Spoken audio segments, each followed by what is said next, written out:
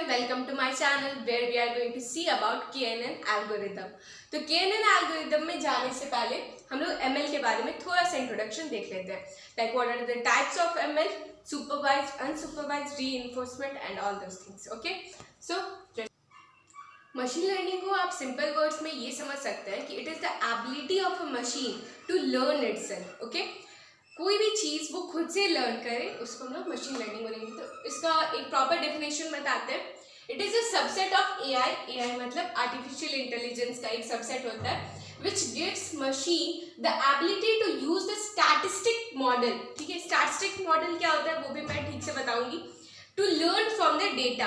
अब हम लोगों को कुछ डेटा मिलता है, हम लोग क्या करते हैं उसको ट्रेन करते हैं. हम लोग का जो भी मशीन है, ठीक है, उसको ट्रेन करते हैं और उससे क्या होता है फिर हम लोग को अगर किसी चीज़ पर टेस्ट करना है, like we will do, we will ask the machine like what this is. Okay, like suppose the categorical question are there. Okay, कि हम लोग एक डेटा दिए, एक डेटा अपलोड किए, उसमें कैट और डॉग का पिक्चर्स है. ठीक है, अगर ट्रेन हो गया हम लोग का मॉडल तो अगर हम कोई रैंडम फोटो डालते हैं उसमें तो वो हम लोग कैटेगराइज करके दे देगा कि इज इट अ कैट और डॉग. ओके, तो ये चीज़ होता है एक मशीन लर्निंग को. मैंने एक बेसिक आइडिया बताया कि कैसे हम लोग कर सकते हैं. स्टैटिस्टिक मॉडल क्या होता है, तो स्टैटिस्टिक मॉडल बोल सकते हैं कि मैथ्स का स्टैटिस्टिकल पार्ट होता है, उसका यूज़ करके हम लोग क्या कर सकते हैं, प्रेडिक्ट कर सकते हैं. ओके, सो आई होप आपको आइडिया लगा होगा बेसिक. So let's move.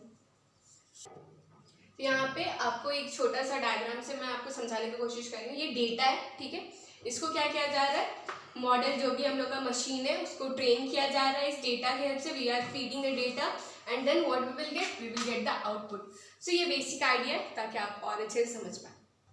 तो अब हम लोग कुछ मशीन लर्निंग का यूज़ देखेंगे रियल लाइफ में. ओके, तो अब ट्रैवलिंग में बहुत ज़्यादा यूज़ होता है मशीन लर्निंग. कैसे आप बोल सकते हैं, लाइक आप जब फ्लाइट का टिकट बुक करते हैं तो वो टाइम पे डिपेंड करता है किस वक्त फ्लाइट का टिकट बुक कर रहे हैं, वहाँ पे भी मशीन लर्निंग यूज़ होता है. अगर ज़्यादा लोग बुक कर रहे हैं तो उस वक्त प्राइस ज़्यादा होता है. It depends on time. Okay, तो वहाँ पे ट्रैवलिंग में हम लोग बोल सकते हैं ML का यूज़ होता है. मार्केटिंग में बहुत ज़्यादा यूज़ होता है ML का. Like you can see stock marketing में भी आप देख सकते हैं कि कैसे हम लोग का प्राइस जो है वो फ्लक्चुएट हो रहा है. हम लोग उसको भी पता कर सकते हैं कि हम लोग का जो स्टॉक मार्केटिंग में जो प्राइस होने वाला है वो कितना हो सकता है. ओके, हेल्थ केयर में हम लोग देख सकते हैं कि कैसे हेल्थ केयर में ML का यूज़ हो सकता है. आजकल जब भी यहाँ अभी जो कोरोना वायरस चल रहा है उसमें अभी चाइना जितना भी मतलब अगर वो ओवरकम कर पा रहा है तो वो AI ML के यूज़ से ही. आप देख सकते हैं न्यूज़ में भी बताया जा रहा है. तो अब ऑटोमेशन सेल्फ ड्राइविंग कार जो देख रहे हैं आप, टेस्ला एक एग्जांपल है, उसमें क्या होता है आपका ML का यूज़ होता है. It is somewhat reinforcement. वहाँ पे रीइंफोर्समेंट के हेल्प से क्या होता है, वहाँ पे कार को रिवॉर्ड्स की हेल्प पे और डिमेरिट के हेल्प पे क्या होता है वहाँ पे हम लोग ट्रेन करते हैं. अगर कार गलत डायरेक्शन में जा रहा है तो हम लोग उसको निगेटिव पॉइंट्स देते हैं. अगर कार सही डायरेक्शन में जाता है तो हम लोग उसको पॉजिटिव पॉइंट देते हैं. समवॉट लाइक गेम्स हम लोग जैसे खेलते हैं वैसे हम लोग क्या करते हैं, इसको ट्रेन करते हैं. तो रीइंफोर्समेंट का वहाँ पे एक यूज़ होता है. सो ये कुछ एग्जाम्पल्स है, देयर आर मेनी एग्जाम्पल्स जहाँ पे ML का यूज़ होता है. तो अब आगे बढ़ते हैं. So ML is basically of three types: supervised, unsupervised and reinforcement. Reinforcement तो मैंने ऑलरेडी आपको एक एग्जांपल से बता दिया कि कैसे हम लोग ऑटोमेशन कार में यूज़ कर रहे हैं. सुपरवाइज्ड का बेसिकली समझ सकते हैं कि जो भी डेटा हम लोग अपलोड करते हैं वो क्या होता है, आपका लेबल्ड होता है. लेबल्ड और अनलेबल्ड क्या होता है वो हम लोग देखेंगे. अनसुपरवाइज्ड क्या होता है, उसमें डेटा अनलेबल्ड होता है, मतलब we are not labelling the data. अब सुपरवाइज्ड का मतलब क्या होता है, बेसिकली लेबल्ड हुआ, ठीक है, बट लेबल क्या होता है, तो हम लोग जो डेटा डाल रहे हैं, जो फीड कर रहे हैं हम लोग डेटा, वो डेटा क्या है आपका, हम लोग बता रहे हैं कंप्यूटर कि ये पिक्चर जो है वो डॉग का है और ये पिक्चर जो है वो कैट का है. What we are doing, we are labelling it. ताकि क्या होगा, अगर जब हम लोग दूसरा कोई पिक्चर देते हैं और पूछते हैं कि क्या है ये कैट है या डॉग है, तो कंप्यूटर क्या बोलेगा हम लोग को, जो मशीन होगा वो हम लोग को कैटेगराइज करके देगा कि हाँ ये क्या है, डॉग है या कैट है, क्योंकि हमने क्या किया, उसको ट्रेन कर दिया. ओके, अनसुपरवाइज में क्या होता है आपका, अनसुपरवाइज में हम लोग का डेटा लेबल्ड नहीं होता है. What we do, we just upload it, we train the model and what it does, it cluster it. Cluster का मतलब क्या आप समझ सकते हैं, ग्रुप में कर देता है. जो सिमिलर टाइप का दिखता है उसको एक जगह रख सकता है और जो अलग टाइप का होता है उसको एक जगह रख देता है। ओके, तो उसमें एक एग्जांपल आता है क्लस्टरिंग का। क्लस्टरिंग करते हैं, इसमें क्या करते हैं हम लोग, क्लासीफाई करते हैं। और रीइंफोर्समेंट का तो मैंने ऑलरेडी बता दिया, रिवार्ड और डिमेरिट के हेल्प से हम लोग क्या करते हैं, उसमें ट्रेन करते हैं मॉडल को। तो आई होप आपको बेसिक आइडिया लग गया होगा। कुछ एग्जांपल्स और बता देते हैं। लाइक सुपरवाइज में क्या होता है, ईमेल का जो आप देख सकते हैं कि जब भी आपका ईमेल आता है तो उसमें स्पैम में ऑलरेडी आपका क्या हो जाता है, कुछ मेल चला जाता है। वो कैसे होता है, इट क्लासिफाइड। ओके, ईमेल में आपका यूज होता है। अनसुपरवाइज में क्या होता है, आप जब अनलेबल्ड डेटा को डालते हो तो वो खुद क्या करता है, सम पीपल को, मतलब जैसे आप सोच सकते हैं कि आप कहीं भी जा रहे हैं, ठीक है, कोई मार्केट में गए, वहां पे क्या हो रहा है, आपको खुद से मतलब कुछ कस्टमर्स के डेटा मिले, ठीक है। अब उस कस्टमर को अगर हम लोग को एक ग्रुप में करना है कि ये कस्टमर क्या चीज़ के लिए आया है, क्या पर्पस है, उसको उस पर्पस के हेल्प से हम लोग क्या करें, उसको क्लस्टर कर दें, एक ग्रुप में फॉर्म कर दें। उस वक्त क्या होता है, अनसुपरवाइज्ड रीइंफोर्समेंट का ऑलरेडी मैंने एक एग्जांपल दे दिया। सो आई होप आपको बेसिक आइडिया लगा होगा एमएल के बारे में, उसके टाइप्स के बारे में। Now let's move on to KNN. So अब आते हैं हम लोग का main topic, that is KNN. KNN क्या होता है, के नियरेस्ट नेबर। ये किसके अंदर आता है, सुपरवाइज्ड लर्निंग के अंदर। ओके, तो सुपरवाइज्ड लर्निंग में केएनएन एल्गोरिथम का यूज होता है। उसका फुल फॉर्म ऑलरेडी मैंने बता दिया, के नियरेस्ट नेबर। इसके नाम से आपको कुछ समझ में आ रहा होगा कि हम लोग क्या कर रहे हैं कि कुछ वैल्यू जिसके अंदर में अगर उस नेबरहुड से रिलेटेड है, उसके बारे में अच्छे से देखते हैं। उससे पहले हम लोग देख लेते हैं कि ये होता क्या है। It is based on feature similarity. जो सिमिलर वैल्यूज है उसके बेसिस पे हम लोग उसको कैटेगराइज करेंगे। किसके अंदर है, तो सुपरवाइज्ड मशीन लर्निंग के अंदर है। तो इसीलिए हम लोग क्या कर रहे हैं, फीचर सिमिलैरिटी के बेस में हम लोग जो भी डेटा जिस पे प्रेडिक्ट करना है हम लोग को, उसको कैटेगराइज करेंगे। Okay, choosing the right value of के इज पैरामीटर ट्यूनिंग। ओके, मतलब इसमें हम लोग क्या करते हैं, के जो है ना वो एक्चुअली एक वैल्यू है। ओके, के इज वन वैल्यू जिसके बेसिस पे हम लोग क्या करते हैं, चूज करते हैं नेबरहुड को। ओके, ये बहुत इंपॉर्टेंट टॉपिक है और उसमें के जो है वो बहुत इंपॉर्टेंट है। के को हम लोग, केएनएन को हम लोग लेजी एल्गोरिदम भी बोलते हैं, ठीक है। उसको क्यों बोलते हैं वो भी हम लोग आगे देखेंगे। ओके, और के का बहुत इंपॉर्टेंट पार्ट होता है, तो उसको कैसे चूज करना है ये इस वीडियो में हम बताते हैं। Okay, so let's move. तो अब ये एक एग्जांपल से मैं आपको बताऊंगी कि के का वैल्यू कितना इंपॉर्टेंट होता है, ठीक है।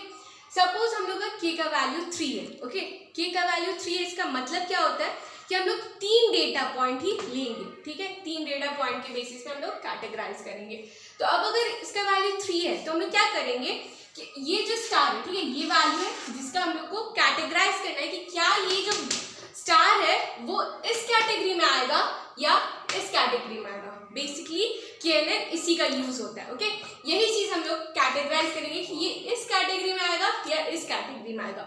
ओके, तो अब केएनएन अगर हम लोग के का वैल्यू क्या किया, हम लोग 3 लिए, तो what we will do, we will find the 3 value और 3 data point which are closest to this value. Okay, which are closest to this data point. वैसा 3 डेटा पॉइंट जो कि इसके क्लोज में है। तो अब हम लोग वो डिस्टेंस कैसे फाइंड करेंगे, तो वो डिस्टेंस आप यूक्लिडियन डिस्टेंस से फाइंड कर सकते हैं। ओके, तो अब अगर हम लोग के का वैल्यू 3 रखें तो इसका अब अगर आप बनाइएगा तो अगर 3 वैल्यू लेते हैं तो आपका जो सबसे क्लोजेस्ट है वो यही वैल्यू आ रहा है, ठीक है। अगर हम लोग के का वैल्यू 3 लेते हैं, 3 डेटा पॉइंट इंक्लूड हो गया। अब उसके बेसिस में अगर आप कैटेगराइज करें तो क्या आएगा, ये जो स्टार है वो इन सर्कल के ग्रुप में आ रहा है। आप देख सकते हैं डायरेक्टली, क्यों, क्योंकि ये सर्कल ज्यादा है इस के की वैल्यू अगर हम लोग 3 लेते हैं तो, और एक ही रेक्टेंगल है तो ये किधर की ओर जाएगा, ये सर्कल की ओर जाएगा। लेकिन अगर जैसे ही हम लोग के का वैल्यू ज्यादा करते हैं, सपोज अगर हम लोग के का वैल्यू यहाँ पे 5 करते हैं, ओके, तो अब क्या करेंगे, ये 5 क्लोजेस्ट पॉइंट इससे वो लेगा, ठीक है, यूक्लिडियन डिस्टेंस फाइंड करेगा। तो उससे क्या होगा, अब अगर इसका डिस्टेंस हम लोग फाइंड करें, ओके, अब आप देख सकते हैं कुछ और ही वैल्यू आ रहा है। अब क्या आ रहा है, यहाँ पे 1 2 3 rectangle, 2 circle. Okay, you can see that, ठीक है। अगर हम लोग क्लोजेस्ट डिस्टेंस यूक्लिडियन डिस्टेंस से फाइंड करें तो अब आप क्या बोल सकते हैं कि ये जो स्टार है वो इस क्लस्टर में जाएगा, ना कि इस क्लस्टर में। अब आप देख सकते हैं कि के का वैल्यू जैसे ही हम लोग चेंज कर रहे हैं वैसे यहाँ का वैल्यू भी चेंज हो रहा है। तो यहाँ पे के का वैल्यू बहुत इंपॉर्टेंट होता है, कैसे आप के का वैल्यू चूज करते हो। तो अब मैं आपको बताऊंगी के का वैल्यू कैसे चूज करते हैं और यूक्लिडियन डिस्टेंस क्या होता है। So let's see now how to choose a value of K. ठीक है, तो सबसे पहले ट्रिक क्या है आपका, जो भी n है, n क्या है यहाँ पे, total number of data points, जितने भी डेटा पॉइंट्स दिए हुए हैं उसका क्या करना है, हम लोग को स्क्वायर रूट निकाल लेना है। उसे जो भी वैल्यू होगा वो अपना क्या हो जाएगा, k हो जाएगा, और वो ऑलमोस्ट आपका मोस्ट एक्यूरेट वैल्यू देगा। ओके, और फिर आपका सेकंड पॉइंट क्या है, try to choose always make odd value of k। ठीक है, जो भी k हम लोग अगर सपोज अगर n का वैल्यू 4 है तो हम लोग का क्या हो जाएगा, स्क्वायर रूट तो 2 हो जाएगा, हम लोग k का वैल्यू 2 नहीं ले सकते, इसीलिए क्योंकि आप अगर 2 लेते हैं, ठीक है, सपोज अगर 2 लेते हैं तो क्या हो रहा है, सपोज ये स्टार है, ठीक है, एक सर्कल हो गया और एक रेक्टेंगल हो गया, क्या हम लोग ये कर सकते हैं, नहीं, क्योंकि अब हम लोग को क्या हो जाएगा, कंफ्यूजन हो जाएगा, इसलिए क्योंकि यहाँ पे एक रेक्टेंगल और एक सर्कल है, इसको किधर तरफ ले जाए, ठीक है,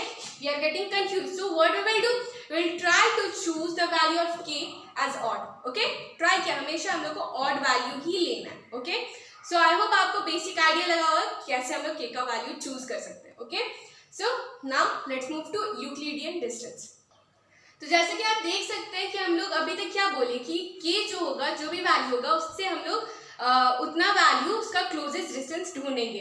तो सपोज ये स्टार है, हम लोग को क्या ढूंढना है, इसका क्लोजेस्ट डिस्टेंस, तो हम लोग कैसे निकालेंगे, ये हम लोग का जो भी होगा वो उसका वैल्यू होगा, कि जैसे एक ग्राफ है, ओके, तो इसका जो भी पॉइंट्स आएंगे, ठीक है, वो पॉइंट है ये x1 y1, x2 y2 and x3 y3। What we will do, we will find the distance from of this star to this circle. Okay, तो उसका फॉर्मूला क्या है, formula is x1 minus x2 का whole square plus y1 minus y2 का whole square. This will be the Euclidean distance. Okay, I hope you are getting this point. ये value अब हम लोग क्या करेंगे, इसके लिए भी फाइंड करेंगे इसका, और जो क्लोजेस्ट पॉइंट होगा वही हो जाएगा हम लोग का वो वैल्यू जो कि k में कंसिडर किया जाएगा। ओके, सो आई होप आपको समझ में आया होगा यूक्लिडियन डिस्टेंस का कॉन्सेप्ट।